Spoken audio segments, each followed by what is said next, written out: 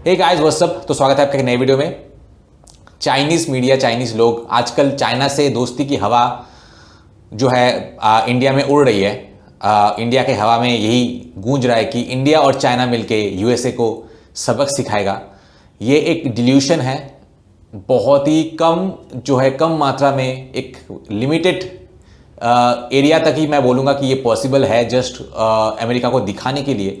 अंदर ही अंदर जो है ये मिलाव, ये जो कोलैबोरेशन है, ये पॉसिबल नहीं है। ये आपको साफ साफ पता चल जाएगा चाइनीज़ जो एक्सपर्ट्स हैं उनके रिव्यू से कि वो क्या सोच रहे हैं। ये अमेरिकन्स और चाइनीज़ जो है एक ही कॉइन के दो साइड्स है।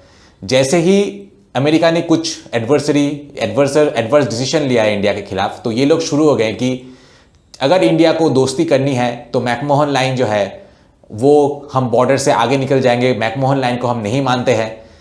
अगर इंडिया को चाइना से दोस्ती चाहिए तो हमें अरुणाचल प्रदेश जो है इंडिया को सौंप देना पड़ेगा। अबे उनको तो अच्छी तरीके से सबक सिखाया है, कमेंट सेक्शन में अच्छी तरीके से रिप्लाई किया है।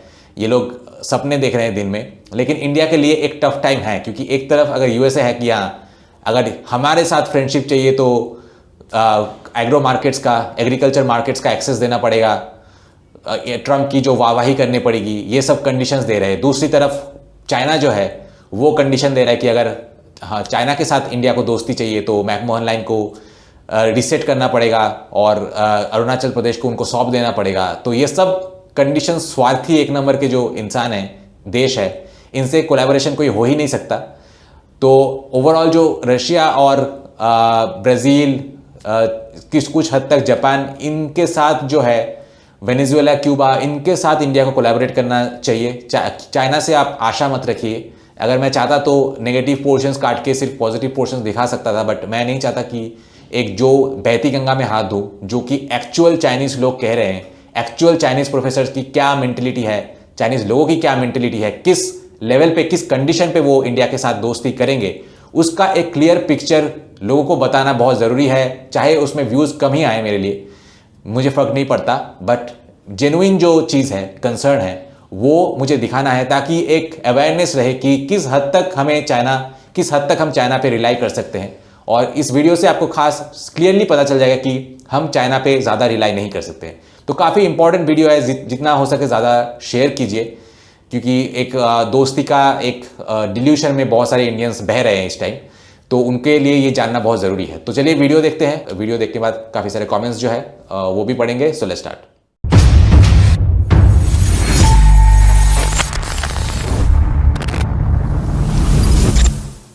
दोस्तों, मैंने बहुत सारे बिजनेस पार्टनर्स को, खास करके जो एनआरआईज है, उनके लिए चैनल बना के उनको इंडिया में एक stable source of income generate करके दिया है। अगर आप भी मेरे साथ पार्टनरशिप में चैनल स्टार्ट करना चाहते हैं, जहां चैनल के ओनर आप होंगे लेकिन कंटेंट मैं बना के दूंगा, तो मुझे कांटेक्ट कीजिए इस नंबर पे।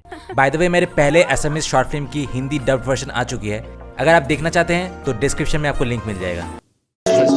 大家好，我是高志凯，欢迎收看《高谈不论》。我们今天 हेलो एवरीवन, मैं गांव जिकाई हूं। गांवतान बिलुन में आपका स्वागत है। आज हम इंडिया और अमेरिका के बारे में बात करेंगे। कई वर्षों तक अमेरिका ने इंडिया को एक बिलवेड पार्टनर की तरह माना और उसे गले लगाया। उस समय दुनिया के कई देश इंडिया को कम आंकते थे। तो अमेरिका इंडिया से इतना क्यों प्रभावित हुआ? अमेरिका इंडिया को क्यों हमेशा अपने करीब रखता है? अचानक ट्रंप ने इंडिया पर 3 बड़े प्रहार किए और इंडिया को, खासकर प्रधानमंत्री मोदी को, हक्का बक्का कर दिया। ये 3 प्रहार कौन से थे? पहला यह कि राष्ट्रपति ट्रंप ने पब्लिकली कहा कि इंडिया और पाकिस्तान की एयर कॉन्फ्लिक्ट में इंडिया के 5 फाइटर जेट्स गिरा दिए गए। इंडिया ने तुरंत इसका खंडन किया और कहा यह सच नहीं है, वास्तव में इंडिया का कोई विमान नहीं गिरा, बल्कि पाकिस्तान के विमान गिराए गए, एंड सो ऑन। 我现在是平行宇宙啊，我向全世界宣布我没有战机被 ट्रंप ने कहा मेरे पास रिलायबल इंफॉर्मेशन है, इंडिया पाकिस्तान से हार गया। यह इंडिया के लिए बहुत बड़ा झटका था। इंडिया हमेशा यह दावा करता रहा है कि वह साउथ एशिया का मेजर शक्ति है, और अब राष्ट्रपति ट्रंप ने कह दिया कि इंडिया की अर्थव्यवस्था मरी हुई है। ट्रंप ने अंग्रेजी में और भी कठोर शब्द इस्तेमाल किया, एक मरी हुई अर्थव्यवस्था। लेकिन मेरा मानना है कि उनका असली मतलब आधी मरी हुई अर्थव्यवस्था था। फिर भी क्या यह प्रधानमंत्री मोदी के लिए बहुत बड़ा प्रहार नहीं है? क्योंकि पिछले कुछ वर्षों से मोदी लगातार कह रहे हैं कि इंडिया प्रगति कर रहा है। इंडिया की अर्थव्यवस्था तेजी से बढ़ रही है और बहुत जल्द इंडिया का इकोनॉमिक स्केल चीन से भी आगे निकल जाएगा। 经济是突飞猛进，印度经济规模超过中国，指日可待，等等等等。 अमेरिका के राष्ट्रपति द्वारा यह कहना कि इंडिया की अर्थव्यवस्था आधी मरी हुई अर्थव्यवस्था है, यह अपने आप में बहुत बुरा था। लेकिन तीसरा प्रहार तो और भी गंभीर है। ट्रंप ने घोषणा की कि उन्होंने कुछ देशों जैसे यूरोपियन यूनियन आदि के साथ एक टैरिफ समझौता किया है। फिर अचानक उन्होंने कहा कि इंडिया ने भी अमेरिका के साथ ऐसा समझौता करने पर सहमति जताई है। अंत में इंडिया यह सुनकर चौंक गया कि इस एग्रीमेंट के तहत अमेरिका इंडिया के एक्सपोर्ट्स पर 25% टैरिफ लगाने वाला है। जिन अन्य देशों के साथ समझौता हुआ था उनकी तुलना में इंडिया पर लगाए गए टैरिफ 2 गुना अधिक है। ये इंडिया के लिए बेहद विनाशकारी था। इसके अलावा ट्रंप ने एक और पब्लिकली आरोप लगाया कि इंडिया को रूसी तेल खरीदने की अनुमति नहीं दी जाएगी। 为什么呢？因为你违反了美国禁止从俄罗斯进口石油的。 ये क्यों हो रहा है? क्योंकि इंडिया ने रूस से तेल आयात करने पर अमेरिकी सैंक्शंस का उल्लंघन किया। इंडिया ने रूस से बहुत अधिक तेल खरीदा और उसे न केवल अपने देश में इस्तेमाल किया बल्कि इंटरनेशनल मार्केट में भी बेचना शुरू कर दिया। कभी कभी इंडिया उस रूसी तेल को प्रोसेस करके सेमी फिनिश्ड या फिनिश्ड प्रोडक्ट्स बनाता और उन्हें दुनिया भर में एक्सपोर्ट करता। इसके जवाब में अमेरिका अब जोर जोर से चेतावनी दे रहा है कि जो भी देश उसके सैंक्शंस का उल्लंघन करेगा उन पर रूस और ईरान से तेल नेचुरल गैस खरीदने के लिए 500% तक टैरिफ लगाया जाएगा। ऐसे हालात में एक्सपोर्टर्स आखिर कैसे जिंदा रह पाएंगे? ये स्ट्रैटेजी इंडिया की अर्थव्यवस्था को ढहा देने के लिए है। नतीजतन अब मोदी इंडिया में अपनी मुट्ठी उठाकर कह रहे हैं कि भारतीय जनता को किसी पर भरोसा नहीं करना चाहिए, किसी पर निर्भर नहीं होना चाहिए। हमें केवल अपने आप पर ही निर्भर रहना है। वे भारतीयों से आग्रह कर रहे हैं कि वे स्वदेशी उत्पाद खरीदें। लेकिन यहाँ एक और समस्या खड़ी हो जाती है। भारतीय उत्पाद विदेशों में बेचे ही नहीं जा सकते क्योंकि अमेरिका उन्हें खरीदना नहीं चाहता। वे बार बार टैरिफ और टैक्स बढ़ाते रहते हैं ताकि सैंक्शंस के दबाव में इंडिया की अर्थव्यवस्था टिक न सके। ऐसे में मोदी को सोचना पड़ रहा है, मेरी अर्थव्यवस्था का क्या होगा? अगर मैं अपने सामान अमेरिका को नहीं बेच सकता तो कहां बेचूं? क्या सब कुछ केवल अपने देश में ही बेच दूं? तो आज की स्थिति ये है कि दुनिया में सबसे कठिन दिन कौन झेल रहा है? सबसे अधिक कठिनाई किसे सहनी पड़ रही है? 中国人来说的话，我们千万不能够幸灾乐祸。 इस समय सबसे ज्यादा कठिनाई इंडिया के प्रधानमंत्री मोदी झेल रहे हैं। लेकिन हमारे लिए हम चीनी लोगों को इस पर खुश नहीं होना चाहिए और न ही आग को तुरंत बुझाना चाहिए। आखिरकार इंडिया खुद केले के छिलके पर फिसलकर गिर पड़ा है। अब मैं आपको बताता हूं क्यों। जब हम अमेरिका से निपटते हैं तो वास्तव में इंडिया और चीन के कई कॉमन इंटरेस्ट्स हैं, खासकर ग्लोबल टैरिफ वॉर में। उदाहरण के लिए अमेरिका रूस और ईरान से तेल और नेचुरल गैस इंपोर्ट करने वाले देशों को दंडित करने की धमकी देता है और उन पर 500% तक के सो कॉल्ड प्यूनिटिव टैरिफ्स लगाने की बात करता है। इस समय अमेरिका इंडिया को इस तरह निशाना बना रहा है, लेकिन वह चीन को भी उसी तरह धमकी देता है। इस दृष्टिकोण से चीन और इंडिया एक ही पक्ष में खड़े हैं। लेकिन जब अमेरिका जानबूझकर इंडिया पर भारी टैरिफ्स लगाता है तो क्या वह चीन की मदद कर रहा है? नहीं, वह केवल अपने हित पूरे कर रहा है। एक और बात मैं आपके साथ शेयर करना चाहता हूं। अमेरिका अब इंडिया पर बहुत ऊंचे टैरिफ लगाकर उसे दंडित कर रहा है। उसने ब्राजील पर भी 50% तक टैरिफ लगाया है। साउथ अफ्रीका को बार बार अपमानित किया है, लगातार उसे दंडित किया है और ऊंचे टैरिफ लगाने की धमकी दी है। इसी तरह वह चीन को भी बार बार धमकी देता है और यहाँ तक कि एंटी चाइना टैरिफ वॉर और ट्रेड वॉर भी शुरू कर चुका है। 还要进行刺激惩罚。他对于巴西 और कौन इस स्थिति का सामना कर रहा है? रूस। शुरुआत में ट्रंप रूस के प्रति थोड़ा रीजनेबल और पोलाइट थे, लेकिन अब उन्होंने सारी दिखावटी बातें छोड़ दी हैं और खुलकर सामने आ गए हैं। यहां तक कि उन्होंने रूस के तट तक न्यूक्लियर सबमरीन्स भेज दी। क्या आपने गौर किया है? चीन, इंडिया, ब्राजील, साउथ अफ्रीका और रशिया, ये 5 देश ब्रिक्स ऑर्गेनाइजेशन के फाउंडिंग मेंबर्स हैं। निश्चित ही ब्रिक्स में बाद में कुछ और महत्वपूर्ण देश भी जुड़े हैं, लेकिन इसकी नींव इन्हीं 5 देशों ने रखी थी। तो क्या ट्रंप और उनकी सरकार जानबूझकर इन 5 फाउंडिंग कंट्रीज को निशाना बना रही है और कठोर दंड दे रही है? क्या इसके पीछे कोई छिपी साजिश है? टैरिफ्स और सैंक्शंस के जरिए वह चीन को दंडित करना चाहता है, इंडिया को दंडित करना चाहता है, ब्राजील, रूस और साउथ अफ्रीका को दंडित करना चाहता है। आखिर उसका असली मकसद क्या है? पहली बात तो यह है कि ट्रंप ने पहले ही पब्लिकली कह दिया है कि ब्रिक्स देशों को अपनी कोई यूनिफाइड करेंसी या इंडिपेंडेंट सेटलमेंट सिस्टम बनाने की अनुमति नहीं होगी। दूसरी बात यह हो सकती है कि उसका असली सपना ब्रिक्स ऑर्गेनाइजेशन को तोड़ना है। ताकि कुछ देश इसमें से बाहर निकल जाए। बेशक हमें इस स्थिति को ध्यान से देखना होगा। अब लौटते हैं इंडिया की ओर। आज इंडिया बहुत दबाव में है, जनता असंतुष्ट है। लोग कहते हैं कई वर्षों से लगभग 10 साल हम मानते रहे कि अमेरिका हमारा दोस्त है, अमेरिका हमारे प्रति बहुत अच्छा है, उसने हमारा हाथ थामा और हमें आगे बढ़ाया। अमेरिका ने इंडिया को इस तरह तैयार किया कि वह उसके पीछे पीछे चले और धीरे धीरे चीन विरोधी रास्ते पर, चीन से नफरत करने के रास्ते पर आगे बढ़ता गया। भारतीय लोग कहते हैं हमने शक नहीं किया, हमने अमेरिका पर पूरा भरोसा किया, उसके पीछे चलते गए। लेकिन इसका नतीजा क्या निकला? अमेरिका से आपने आखिर कौन सा समझौता किया? वह सो कॉल्ड क्वाड, 4 देशों का एग्रीमेंट। कुछ लोग अब कह रहे हैं कि यह 4 देशों का समझौता केवल आर्थिक गठजोड़ नहीं है, बल्कि आगे चलकर यह सैन्य रणनीतिक गठजोड़ भी बन सकता है। 因为老百姓不答应啊，老百姓说，哎，过去几年啊，差不多10几年了。 अरे हम तो विश्वास करते थे, लेकिन अब हमें राष्ट्रपति ट्रंप का असली चेहरा दिख गया, अमेरिका का असली चेहरा।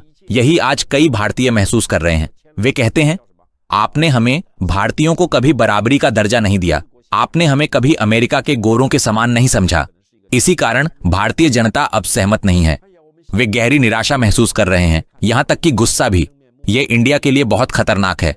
अब मोदी कह रहे हैं ये स्थिति भयानक है, मुझे सख्त रवैया दिखाना होगा, मुझे भारतीय जनता को साबित करना होगा कि मैं सच्चा राष्ट्रवादी हूं। मुझे ना आकाश से डर है, ना धरती से, ना अमेरिका से, ना राष्ट्रपति ट्रंप से। इसलिए अब वह सबसे ऊंची आवाज में नारे लगा रहे हैं, दिन भर ललकार रहे हैं। एक ओर वे अमेरिका को पीछे हटाना चाहते हैं, लेकिन अमेरिका इतनी आसानी से पीछे नहीं हटेगा। दूसरी ओर वे भारतीय जनता की भावनाओं को इस तरह मोड़ना चाहते हैं कि वे सरकार के साथ खड़ी हो जाएं, प्रधानमंत्री मोदी के साथ खड़ी होकर अमेरिकियों का सामना करें। इंडिया को सचमुच जागना चाहिए। अमेरिका इंडिया के विकास में वास्तविक दिलचस्पी नहीं रखता। अमेरिका इंडिया का रिश्ता शायद सिर्फ इंडिया का इस्तेमाल करने के लिए है, और जब उसका काम खत्म हो जाएगा तो वह इंडिया को थूक कर फेंक देगा और छोड़ देगा। 性的情绪，让他们能够站在政府这一边，站在穆迪总理这一边，跟美国人斗。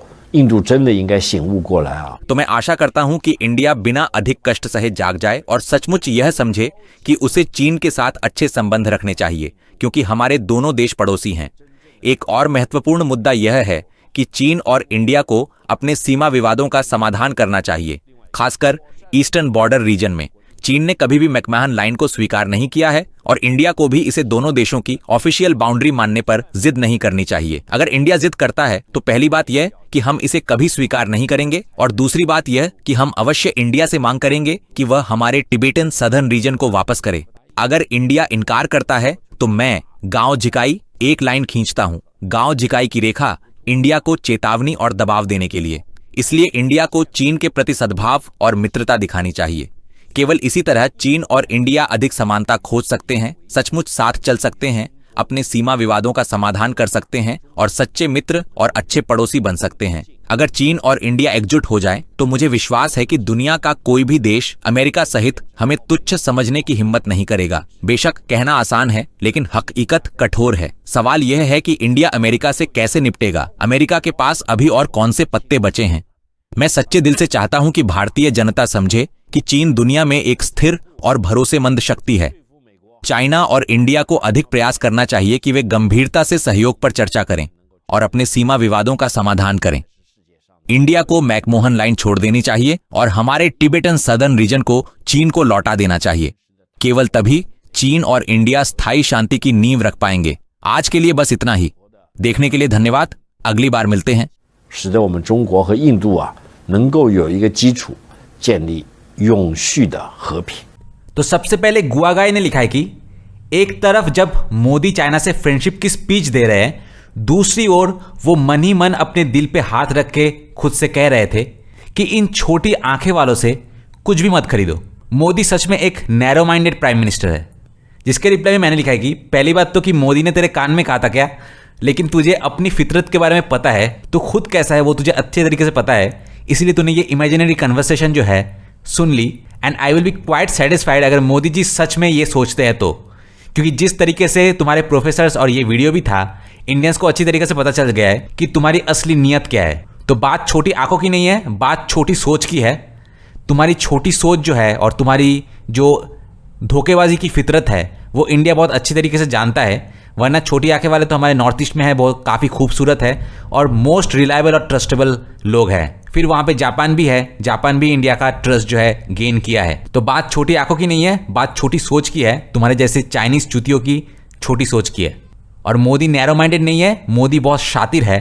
अगर सच में उन्होंने मन में ये चीज़ कहा है तो India is on the right track. अगर इंडिया चाइना पे विश्वास नहीं करता है तो, और अगर इंडिया चाइना पे विश्वास करता है that will be the biggest blunder ever. उसके बाद एलन वैंग 5066 ने कमेंट किया कि बस इंडियंस की झूठी तारीफ करके उनको स्ट्रेटेजिक डिसेप्शन में रखो। इंडियंस को ये कहते रहो कि इंडियंस हर चीज़ में नंबर 1 है वर्ल्ड में, और ये कह के जितना हो सके इंडिया के साथ ट्रेड करो। Import Indian products with cash on delivery and export to India with payment upon delivery, that's basically it. उसके बाद गैंजन ने लिखा है कि इंडियंस अपने एटीट्यूड बहुत जल्दी चेंज कर लेता है। अगर कल को यूएस फिर से कोई बेनिफिट देता है इंडिया को तो फिर से इमीडिएटली यूएसए के पास चला जाएगा इंडिया। जिसके रिप्लाई में मैंने लिखा है कि अब जो जैसा है इंडिया उनके साथ वैसा ही बिहेव करेगा ना। जो देश आज हिंदी चीनी भाई भाई बोल के कल गद्दार की तरह पीछे से वार करता है, ऐसे दोगले देश के साथ this is the only way to deal. कभी रशिया से हमें ऐसे मुंह फेरते हुए देखा है क्या? चाहे यूएसए हमें कितनी भी बेनिफिट्स ना दे दे, लेकिन हमने रशिया से कभी भी मुंह नहीं फेरा। तो इन शॉर्ट हम लॉयल पार्टनर्स के साथ लॉयल है और चाइना जैसे चीटर्स के साथ चीटर्स। उसके बाद गंजन 8029 ने फिर से कमेंट किया कि हम लोग इंडिया के साथ सेम पेज में नहीं है।